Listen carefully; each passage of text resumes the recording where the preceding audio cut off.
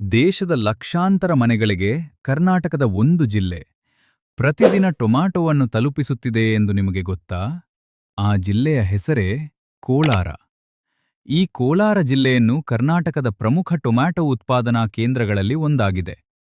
ಪ್ರತಿದಿನ 1,000 ರಿಂದ 4,000 ಟನ್ಗಳಷ್ಟು ಟೊಮಾಟೊ ಕೋಲಾರದಿಂದ ಮಾರುಕಟ್ಟೆಗಳಿಗೆ ಸಾಗುತ್ತವೆ.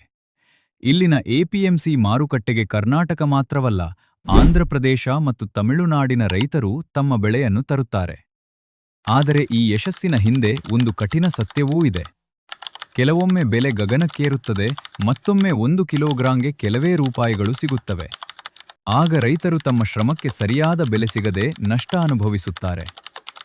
ನಮ್ಮ ತಟ್ಟೆಯಲ್ಲಿರುವ ಪ್ರತಿಯೊಂದು ಟೊಮಾಟೊದ ಹಿಂದೆ ಕೋಲಾರದ ರೈತನ ಬೆವರು, ಪರಿಶ್ರಮ ಮತ್ತು ಭರವಸೆ ಅಡಗಿದೆ. ರೈತ ಉಳಿದರೆ ಮಾತ್ರ ನಮ್ಮ ಆಹಾರ ಭದ್ರತೆ ಉಳಿಯುತ್ತದೆ. ಇದು ಕೇವಲ ಟೊಮಾಟೊ ಕಥೆಯಲ್ಲ, ಭಾರತದ ರೈತನ ಬದುಕಿನ ಕಥೆ.